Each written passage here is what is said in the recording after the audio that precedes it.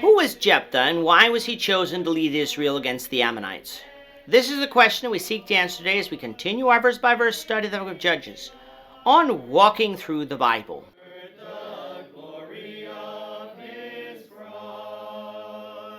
Today we're going to be discussing Judges 11, verses 1 to 13, but before we do that, let's read the passage. If you have a Bible with you, you can turn to Judges 11, verse 1, but if you don't have a Bible, don't worry, just follow along with us on the screen. The version that we'll be reading from is the New King James Version. So Judges chapter 11, beginning at verse 1.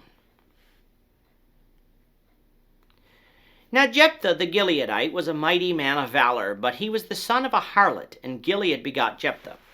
The Gilead's wife bore sons, and when his wife's sons grew up, they drove Jephthah out and said to him, "You shall have no inheritance in our father's house, for you are the son of another woman." Then Jephthah fled from his brothers and dwelt in the land of Tob, and worthless men banded together with Jephthah and went out raiding with him. It came to pass after a time that the people of Ammon made war against Israel. And so it was, when the people of Ammon made war against Israel, that the elders of Gilead went to get Jephthah from the land of Tob.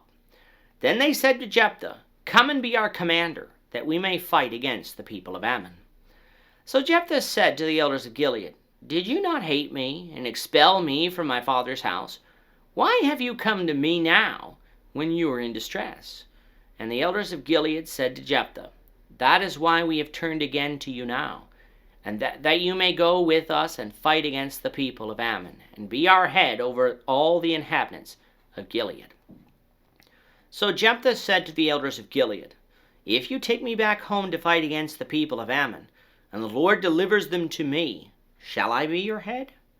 And the elders of Gilead said to Jephthah, "The Lord will be a witness between us if we do not do according to your words."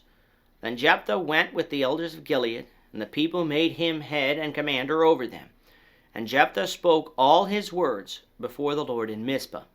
Now Jephthah sent messengers to the king of the people of Ammon, saying, "What do you have against me, that you have come to fight against me in my land?"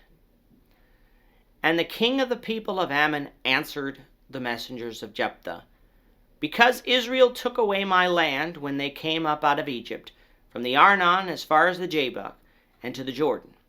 Now therefore restore those lands peaceably." At the end of the last chapter, we have the Ammonites oppressing Israel. After they had done so for 18 years, Israel had repented, put away their idols, and cried out to the Lord for deliverance. With the Ammonites gathered in Gilead to fight against Israel, Israel gathered in Mizpah in order to find out who would lead them into battle against the Ammonites.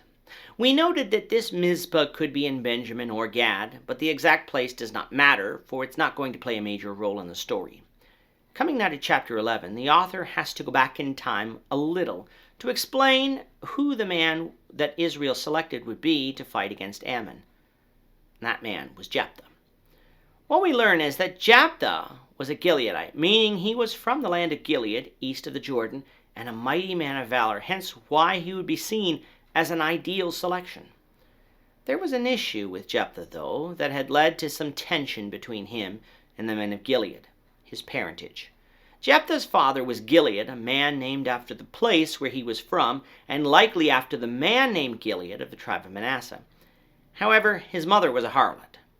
She was not a concubine of Gilead, who then had Jephthah as part of that relationship, like was the situation with Abimelech, Gideon's son. No, she was a prostitute who had a son through that relationship.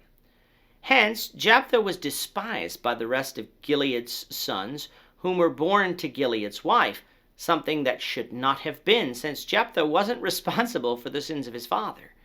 However, these sons did despise him nonetheless, and vowed and declared to Jephthah that he would have no inheritance with them because he was the son of another woman. In order to ensure that this would in fact be the case, they drove him out. Jephthah, instead of fighting, fled from his brothers to the land of Tob, which would have been a land north of Gilead, probably in Aramean territory, as we'll see in 2 Samuel 10. What did Jephthah do while in the land of Tob? Well, he banded together with worthless men and went out raiding. We would call Jephthah a pirate today. Now this might surprise you, considering that Jephthah is considered a man of faith in the New Testament. But let's remember, faith does not equal perfection, nor does ending up as a man of faith mean one begins as a man of faith. Jephthah was a pirate, but he ended up delivering Israel not by piracy, but through faith in God. Verse 4 of chapter 11 is where the author brings us back to the present time, where chapter 10 left off. The men of Gilead were trying to determine who would lead them, and it was decided by them that they would approach Jephthah for that purpose. Now at this request, Jephthah was astonished, for earlier his family and seemingly his tribesmen had hated him because his mother was a harlot, so much so that they expelled him from his father's house. And yet now, in their time of distress, they were turning to him. The men of Gilead admit that they had acted unjustly towards Jephthah, which is why they approached him to be their leader, and not simply a military commander who would then go back to being a regular citizen after the battle. In other words, this was the way for the men of Gilead to make amends. Now Jephthah wanted to be sure that he understood them and that it was their intention to make him leader if the Lord delivered the Ammonites into his hand. The men of Gilead agreed that it was their intention, and they used the Lord as witness to that intention.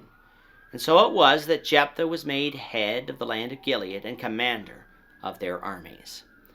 The first thing that Jephthah wanted to do, though, was see if the battle could be avoided peacefully, for he sent messengers to the king of Ammon, asking why they had come to fight. This is a sign of a good leader, for if diplomacy can win the day, then bloodshed could be avoided. Now the king of Ammon said that when Israel came out of Egypt, they took land from the people of Ammon that now Ammon wanted back. If Jephthah wanted to avoid war, the king of Ammon said that Israel would have to return those lands to Ammon peacefully. What would Jephthah's response be? We'll find out, the Lord willing, in the next lesson. With that, our time is up for today. The Lord willing, we hope you'll join us for tomorrow's discussion of Judges chapter 11, verses 14 to 28, as we continue our walk through the Bible, one verse at a time. Thank you for watching today's episode. We hope that you found it edifying and ask that you not only subscribe to our channel and podcast, but that you like and share this episode among your friends, so that the saving gospel of Jesus Christ can go out to the whole world.